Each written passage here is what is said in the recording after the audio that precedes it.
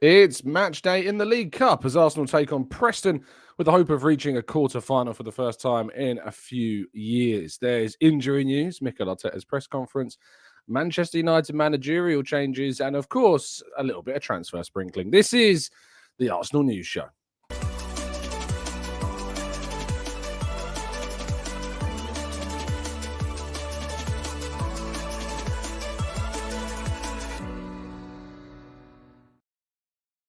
Hello and welcome to the Gooner Talk, back again with you guys and girls for another episode of what is the Arsenal News Show, joining you every single morning at 8 a.m. UK time. Thank you, as always, for joining me and making this a part of, indeed, your mooning?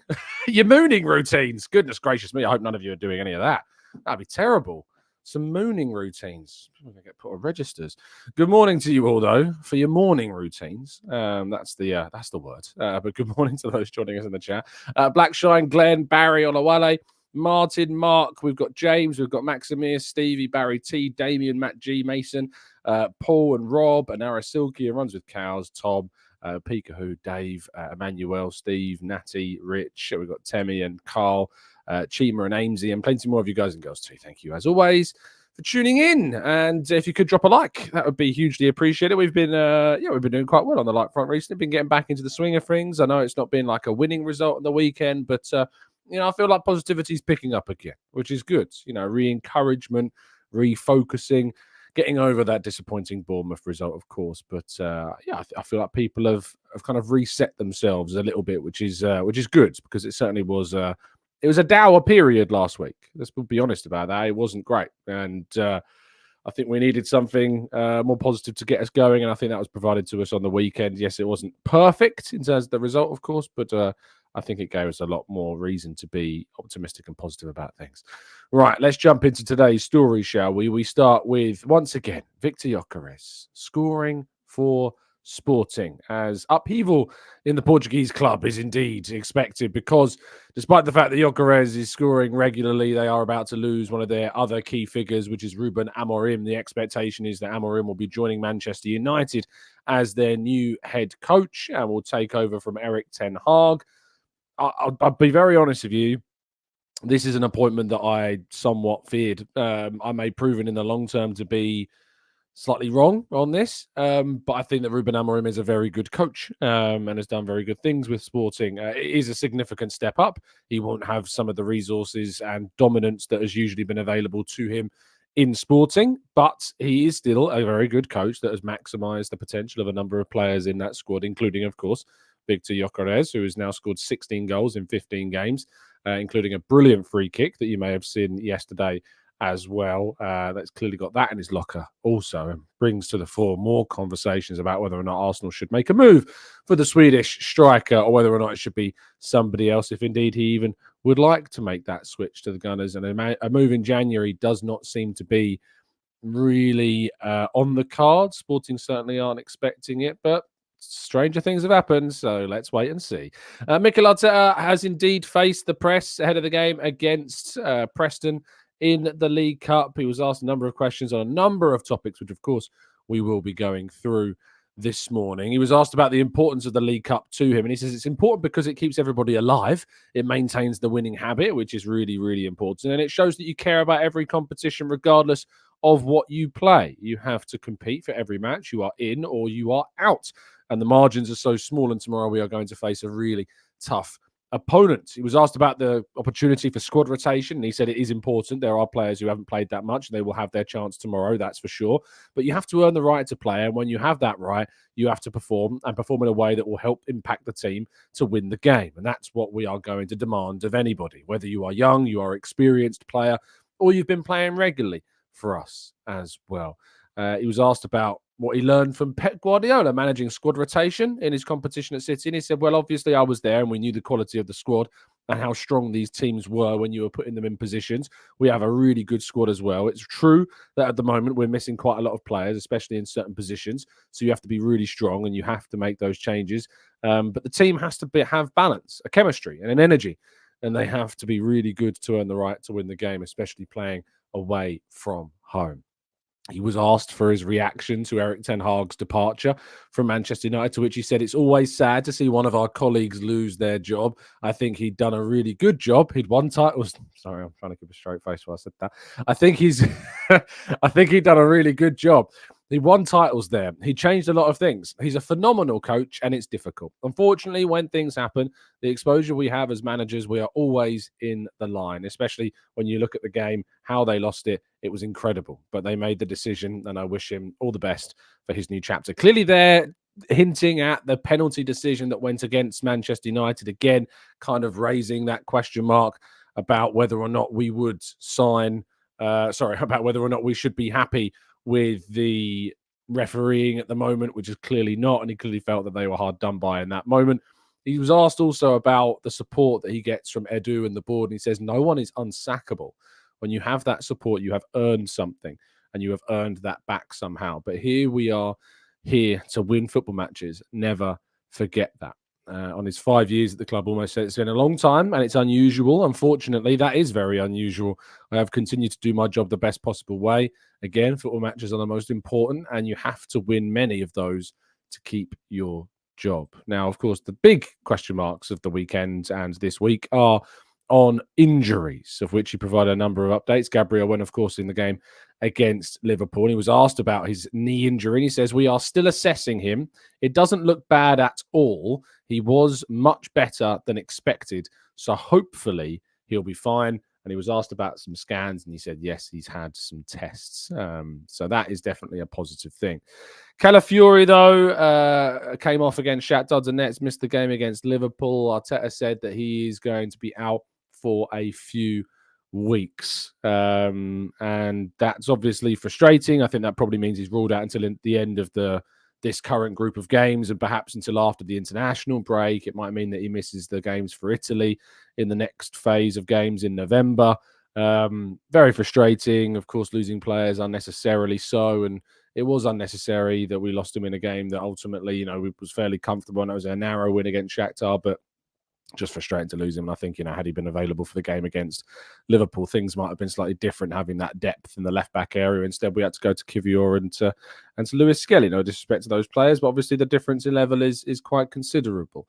And he was also asked about Jurrien Timber, to which he said Jurrien is fine. Jurrien is fine. He said he was very tired and he had been out for a while and could not continue the game, but there is no new injury there. So that's really positive. Jurrien Timber being fine and available, and hopefully he'll be ready to play against Newcastle, of course, on the weekend. And lastly, Martin Odegaard. Yes, so many players to talk about when it comes to injuries. And that's not even talking about Tierney, that's not talking about Tomiyasu, other players, of course, that are currently out at the moment as well.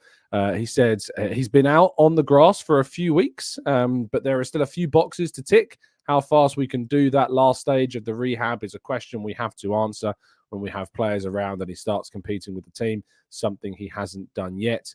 He was asked if he'll be back before the international break, and he says, hopefully, yes, but we'll have to see how he goes. So some really positive news there regarding Odegaard. He is closing in on that return. We have missed him. Really, really, really have missed him. It's hard to not be frustrated about, whether or not we would have done things differently if he was available in these opening games of the season. It's such a huge blow. Saka, of course, was missing for the Bournemouth game, missing for the Shakhtar game, and maybe things would have been different. Maybe we'd have 3 extra points than we have. Maybe we'd have 5 extra points. Who knows? But Arsenal can only play with what they've got. They can only beat what's in front of them. At the moment, what's in front of them is, of course, Preston. But we'll talk more about that in part 2. As always, you can get a significant amount of money off a 1 or a 2-year plan for your NordVPN subscription by going to nordvpn.com/Gooner. We're very thankful to Nord for sponsoring us and supporting us over the last few months. And I know that you have all been very supportive of them too, as we bring to a close this latest run with the fantastic VPN service, of course, that continues to back us here. And if you ever need any services to protect yourself online, and maybe you're using a public Wi-Fi service, maybe you're going abroad and want to change your geolocation, any of these things can be supported by a VPN, and Nord is definitely the way to go. If you go to nordvpn.com/Gooner, you can get that significant discount. If you're not happy with the service, you get a 30-day money-back guarantee as well. A massive thank you to Nord once again for their very kind support on the channel. as always. Right, let's go to part 2 and your questions right after this.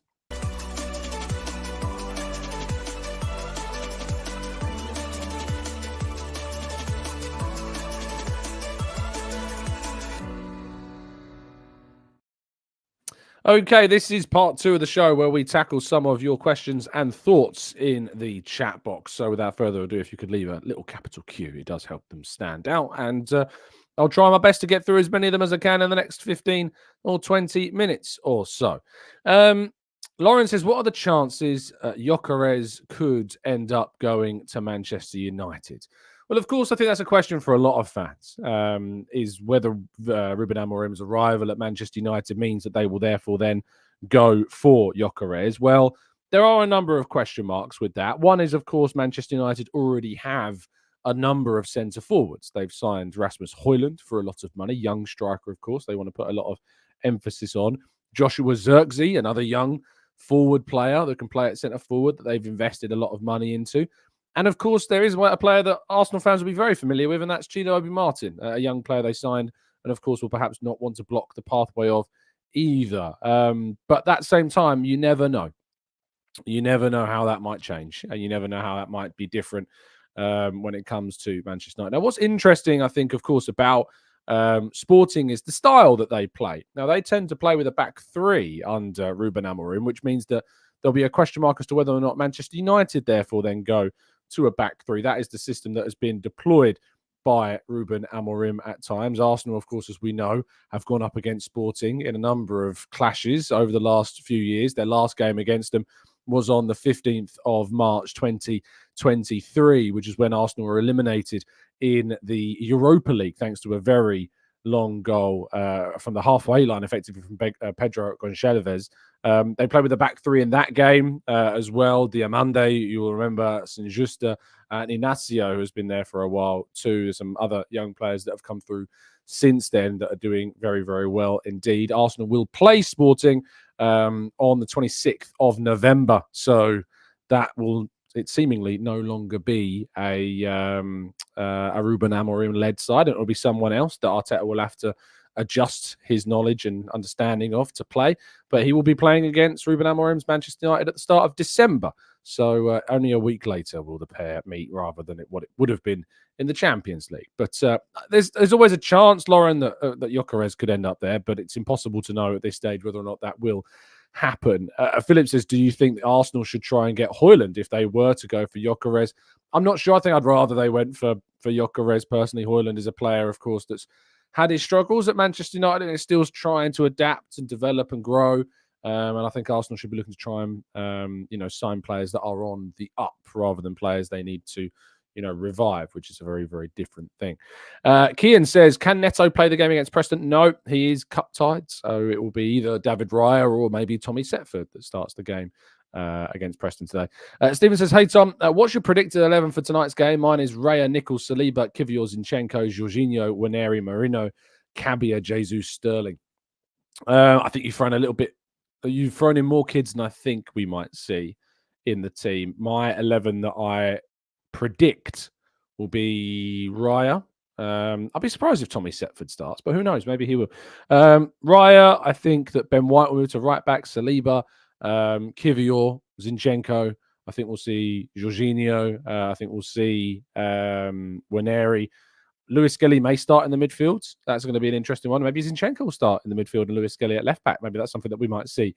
And then the forward three, I think it will be Jesus, Sterling, and Havertz. I think we might see as a front three. But yeah, let's see what happens. They're a championship side. They're better than Bolton, so we need to have a relative level of competitivity. It might even be that Declan Rice still starts this game too. Vala says, do you still consider Old Trafford a tough away fixture? Do you think there'll be a threat throughout the season? Of course it is. It's Old Trafford, and there is a historical element to that. There is an element of a rivalry that, means form can go out the window sometimes. It is still a very tough away fixture, one that Arsenal have only won, twice now since 2006. And they are both courtesy of Mikel Arteta's Arsenal in recent years, going there and changing the rhetoric around Arsenal's record there. So, yeah, absolutely, it's still a tough place to go.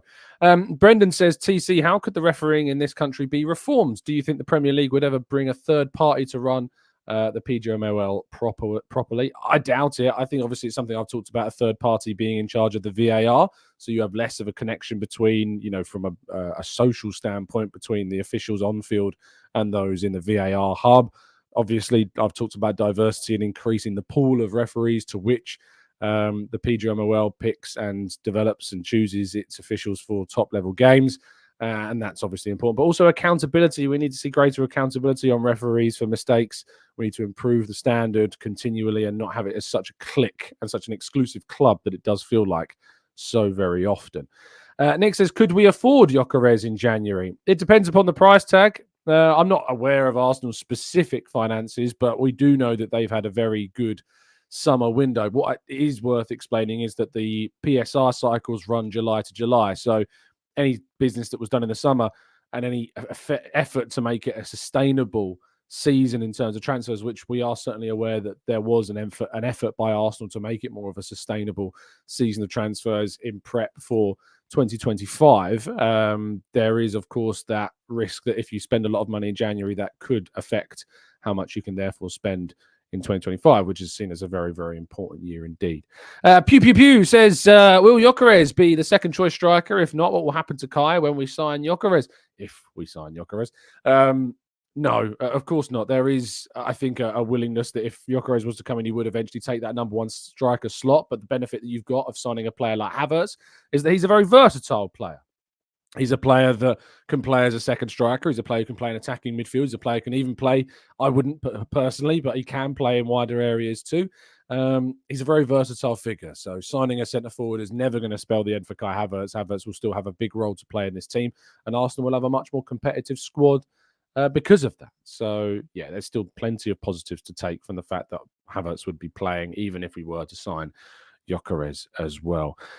John says, could Nyland start in goal tonight ahead of Setford? I doubt it. Setford is ahead of Nygaard in the pecking order.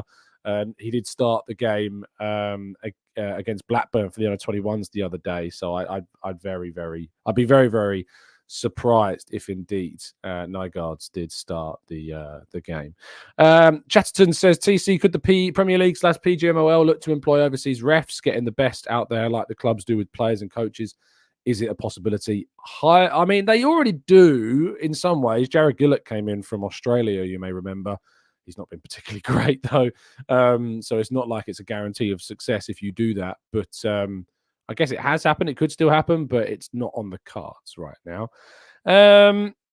Cal says, sorry, any news on a manager that could replace Jonas Eidevall? Of course, we've still yet to hear much about the kind of the process behind the scenes. We do know that Nick Cushing, who is the New York City FC head coach, has been kind of identified as a primary target for that vacancy that Eidevall left. At the moment, though, it would be quite difficult because Cushing is, of course, still taking charge of NYFC during the playoffs. So we don't really know. In fact, let me just have a quick look. New York City FC results. The most recent result was on the 28th of October. They lost to Cincinnati. They've then got to play Cincinnati twice more in the MLS playoffs on the 2nd of November and the 9th of November. So it may be that we have to wait and see whether or not they progress in that sense to try and get through. Otherwise, we may have to wait to see if there's any update in that regard. Omar says, Tom, we are still very early in the season. Do you think that we can bounce back and win this season any silverware? I hate that phrase. I hate that phrase, bounce back. It sounds very Erik Ten Hag, doesn't it? Of course we can. Of course, though, Arsenal can, go on to win things. They've got a lot of quality. If we win the game against Newcastle at the weekend, Arsenal will be on the same amount of dropped points at the same date, at the same time of last year, which gives you a bit of context as to where Arsenal are as well.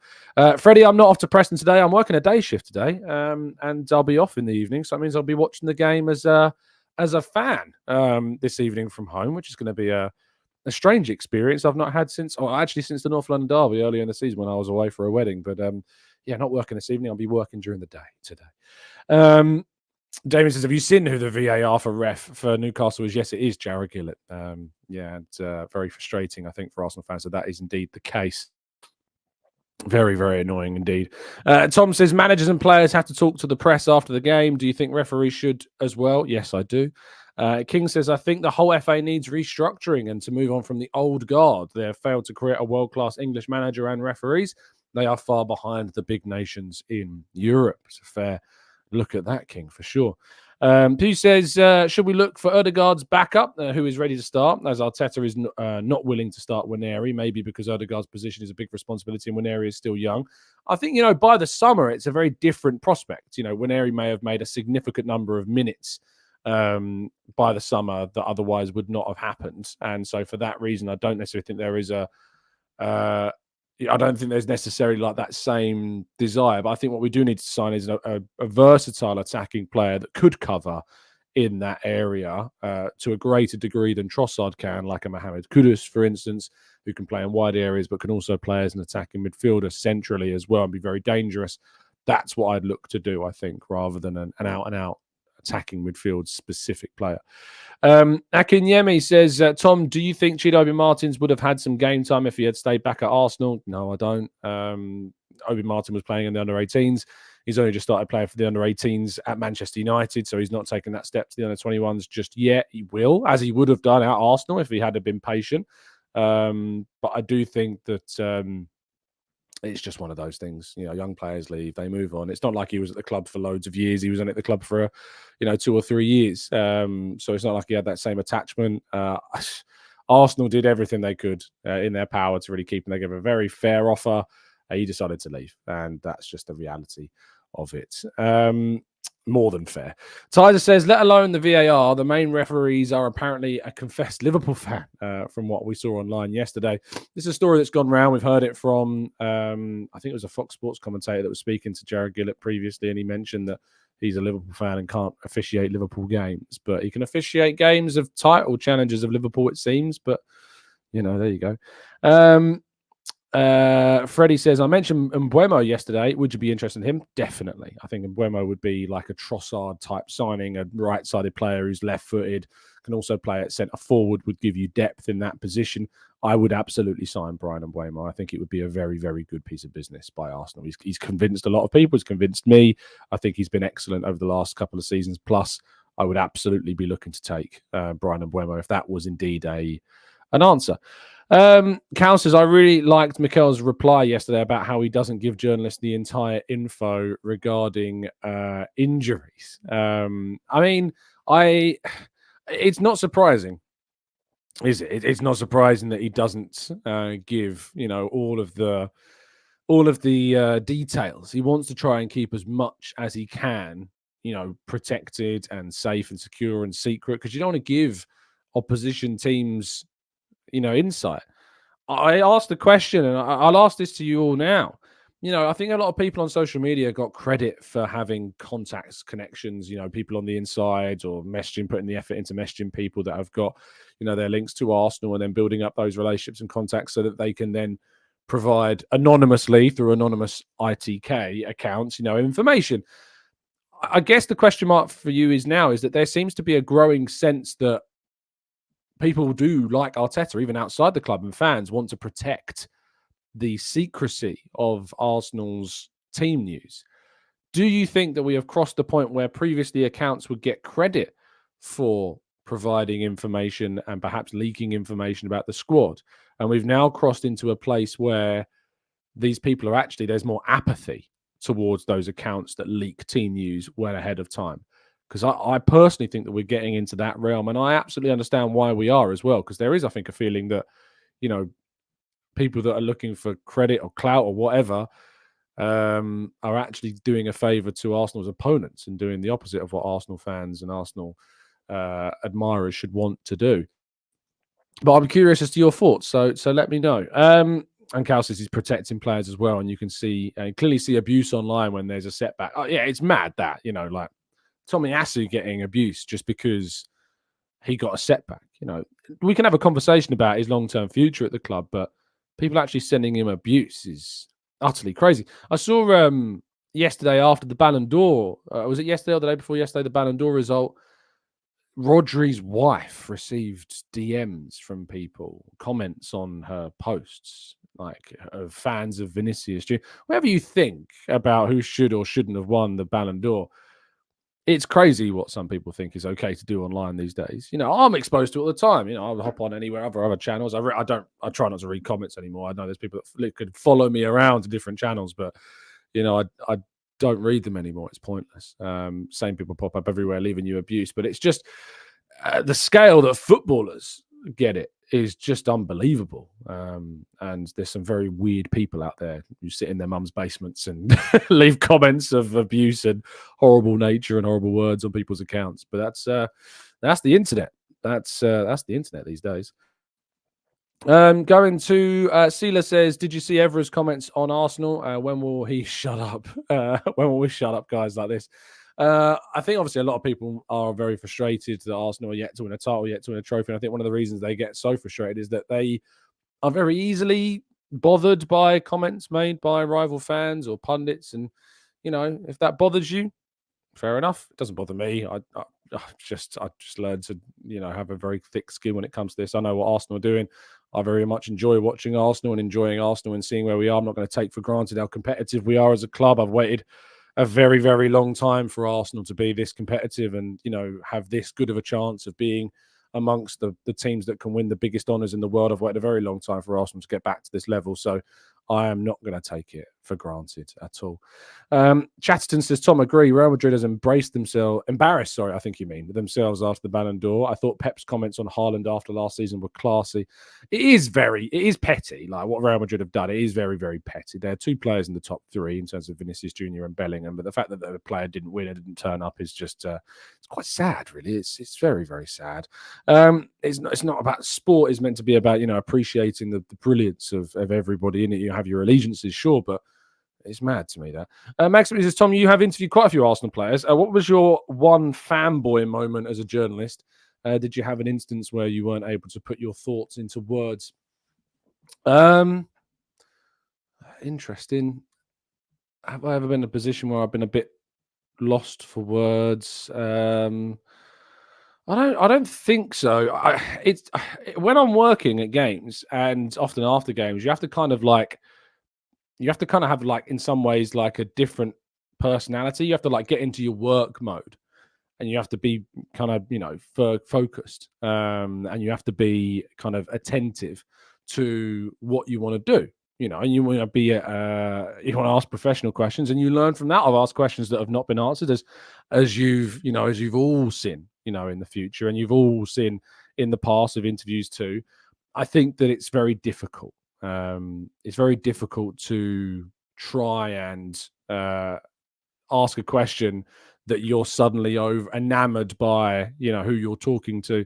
Martin Odegaard's always been one of my favourite players, and I've had the privilege of speaking to Martin Odegaard on several occasions. And so for that reason, I think that when you look at what goes on in the world of Arsenal, and you look at how these players act, both off the field and on the field, some could be more intimidating. You look at someone like Granit Xhaka, some players can be more open to talking. Mikel Moreno's been absolutely excellent as well. Chris says, you seemed a bit starstruck when you met Arsene Wenger on the 8 a.m. show the next day. Okay, so that's probably, but it wasn't an interview situation. So when I met Arsene Wenger, it was at the Emirates Cup at the start of last season.